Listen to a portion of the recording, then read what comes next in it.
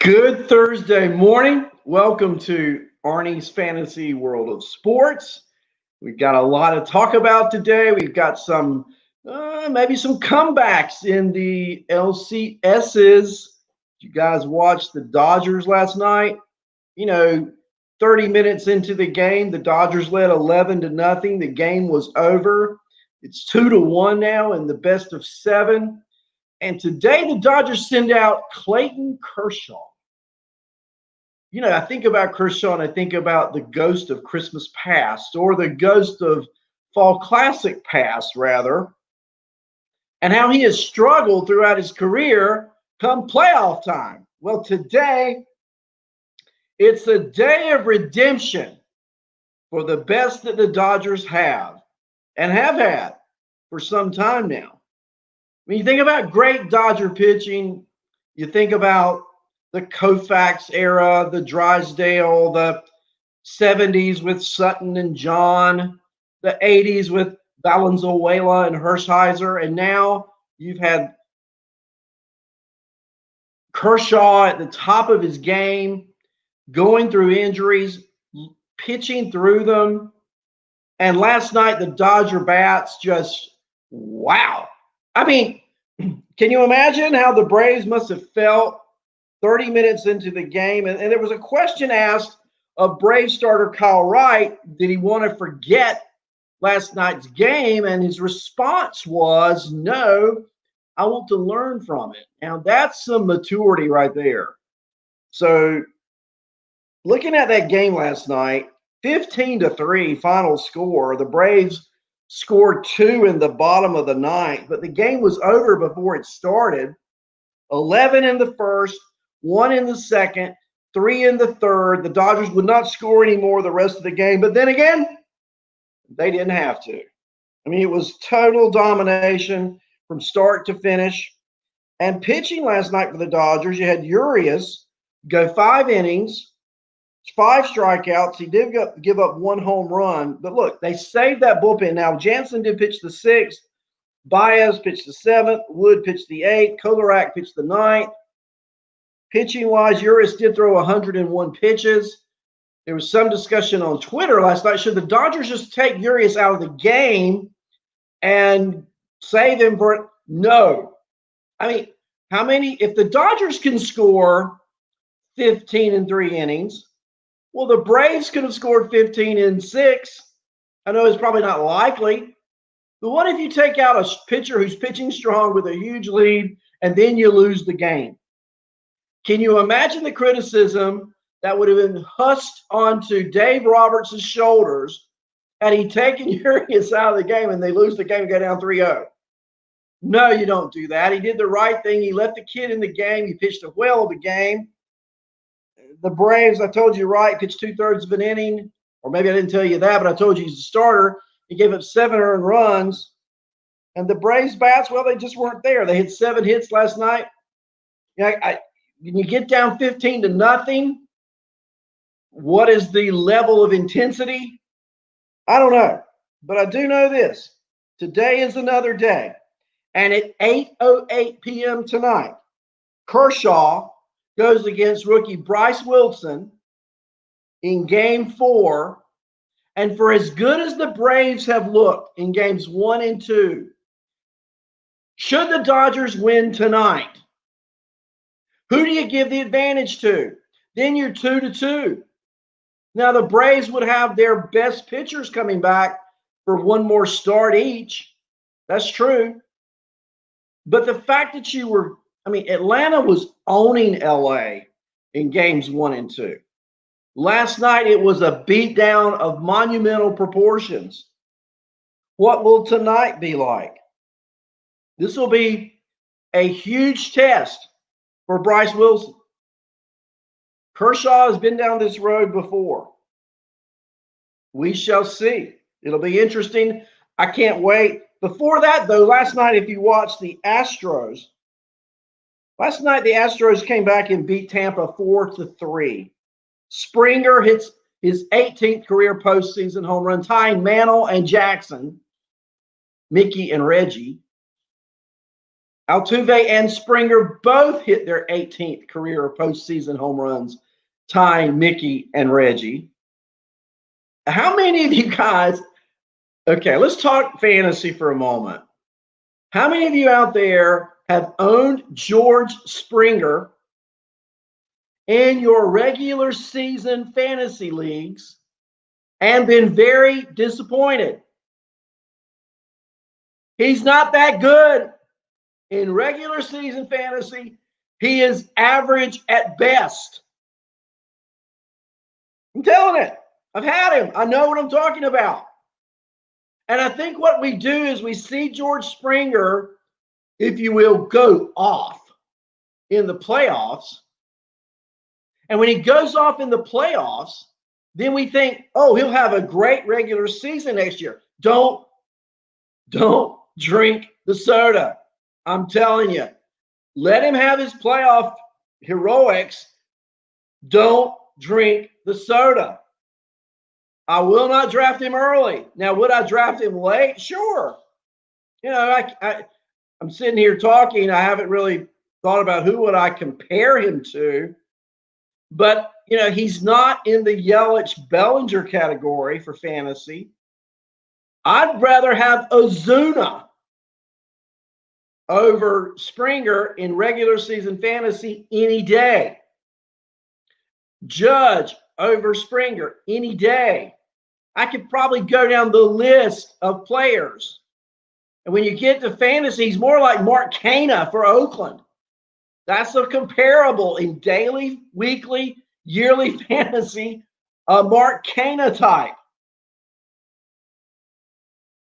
I just say these things. I want to see what you think. I'm looking for comments.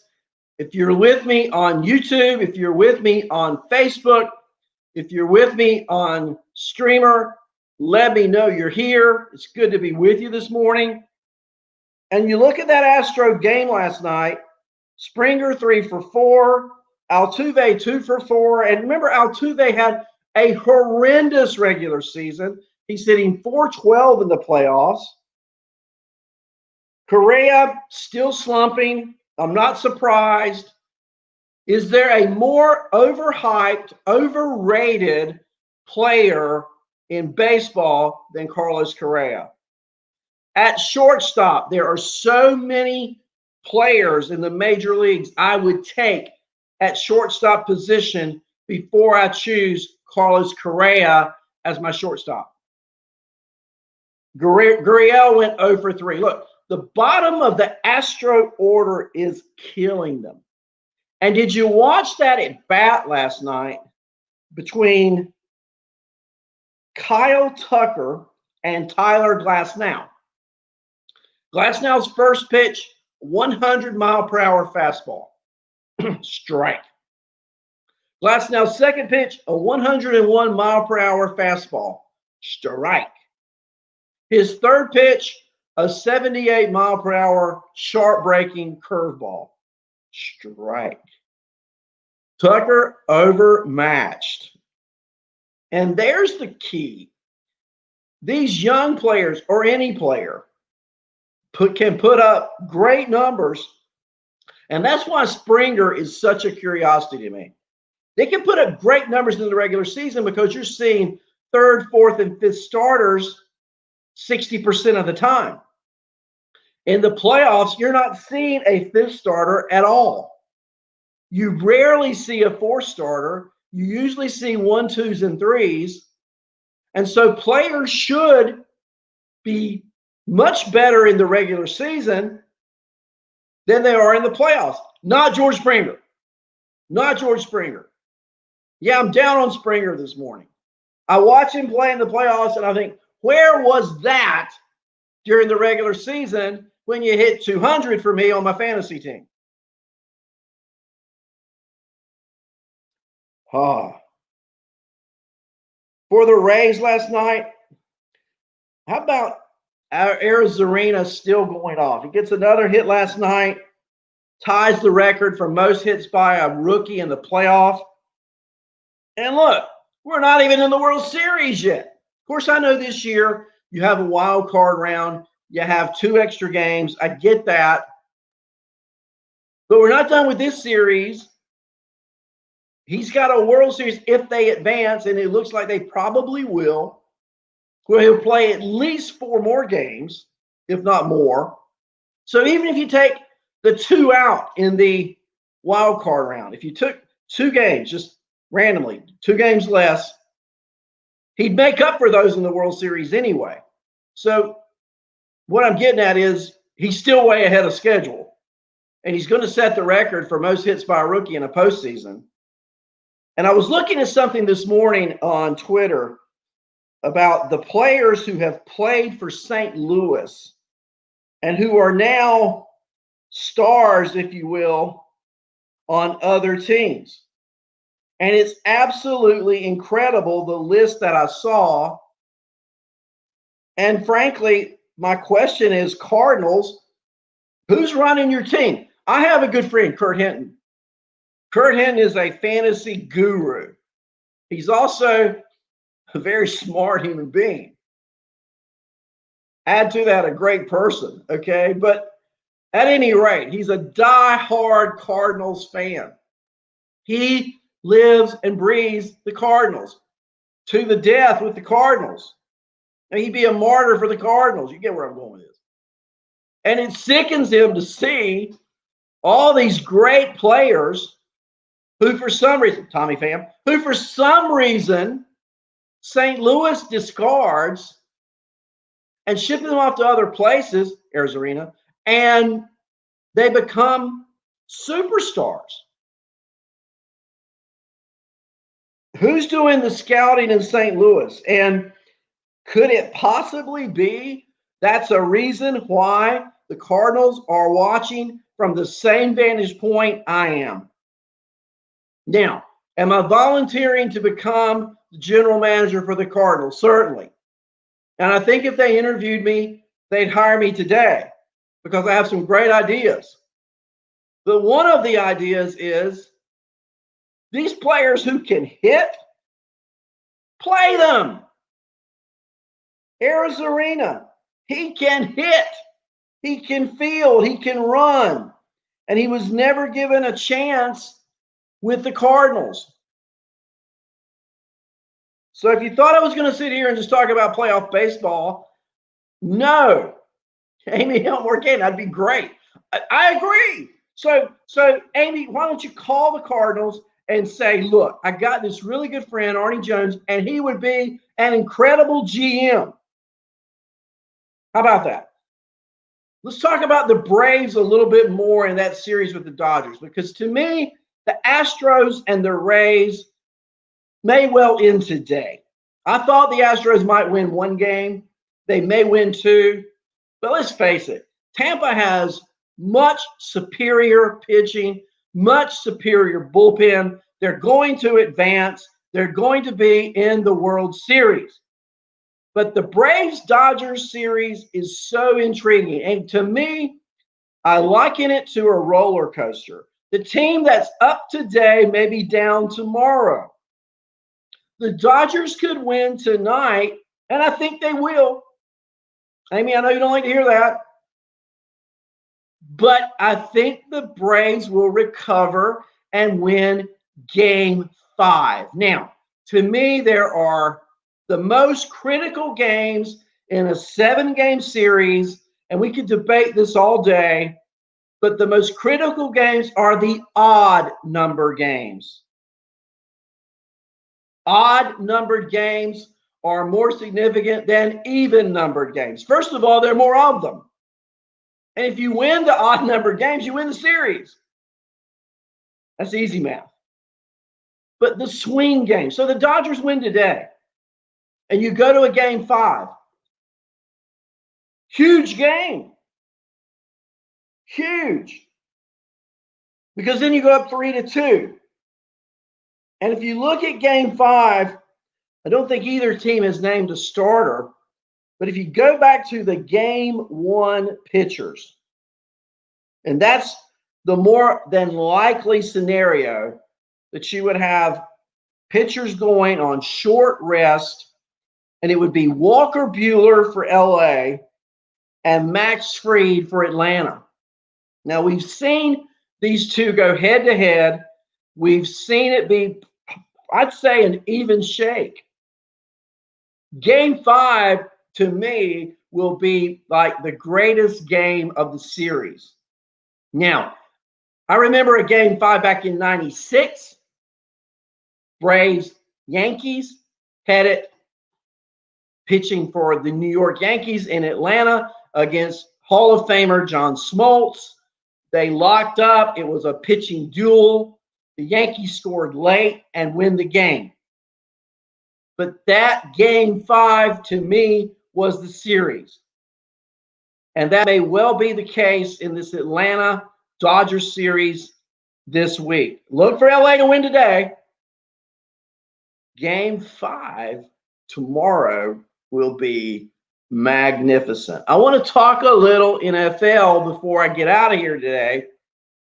And I don't know if you saw it or not or heard it already. How many of you play fantasy football? Okay, so I make a trade yesterday. I'm in a 14-team league. And I look at my opponent's roster. I look at the waiver wires. You have to do all of that. And I'm looking at the roster, and I see this guy in my league, and he's got 3 stud running backs in his starting lineup. And in a 14-team league, if you're not in one, having 3 stud running backs is an anomaly. It really is an anomaly. And I look down his bench, and he's got a player named Madison for the Minnesota Vikings who is on his bench. And I'm thinking, let me look and see what weaknesses, if any, he may have. Well, his running backs are Mixon for Cincinnati, Taylor for Indianapolis, and Mostert for San Francisco. 3 studs. 3 number ones. And then he has Madison, who, by the way, this week will be the running back of choice for the Vikings. Dalvin Cook injures his groin last week. So now Madison is probably one of the most sought-after players on waiver wires in all of fantasy football. I have 2 quarterbacks. I have 3 quarterbacks, but I cut one. I have the one and the only, not to be surpassed by anyone, Russell Wilson, North Carolina State, great. That's right. Bye week this week, so he can't play. So I'm starting Andy Dalton for the Dallas Cowboys.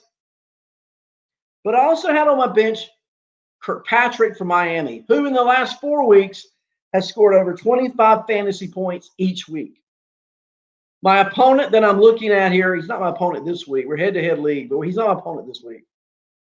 He has a quarterback for Atlanta as his number 1 quarterback.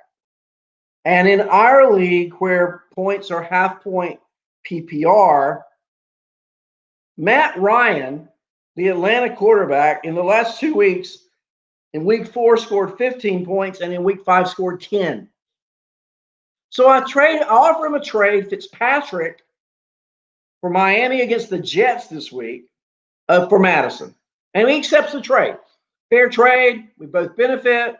And then I wake up this morning feeling good about my team. I got a great team going this week. I feel like I should win. And I hear this news. The Atlanta Falcons have shut down their practice facility because of a positive COVID test. Marlon Davidson, who I have never heard of. Have you heard of Marlon Davidson? I don't know who he is. But I know this. Because of him testing positive for COVID on Wednesday, the Falcons shut down their practice facility today. Why are they important? Because they travel to Minnesota on Sunday. That's why it's important. And Madison doesn't play if they cancel or postpone the game. And so I'm in the ditch. I'm like, I make a great trade, and now I can't use it. And Dalvin Cook, who Madison's replacing with his injury, may well be back in 2 or 3 weeks. So I mope around, I grope around, and then I turn on the radio and I hear a report from the NFL Network that this was a one-time thing and that there were false positives this morning, and that there is a chance the Falcon camp may be reopened for business as early as this afternoon. Yeah. What does that mean? That means my trade worked. So I'm hopeful that the Falcons return to camp selfishly and for the good of the players as well, mostly. But what I'm getting at is fantasy sports, particularly the NFL, where you only have one game a week. If you're in a league where you have limited number of moves, and in my 14-team league, we can only make 4 moves a week. You can trade as much as you want to. There aren't many trades in this league. But you can only make 4 free agent waiver wire adds a week. That's it. So if you're without a defense a particular week, you got to add that. There's 1 move. If you're without a defensive player the same week, there's 2 moves. You're only down to 2. This year, you have to manage your limited move leagues differently.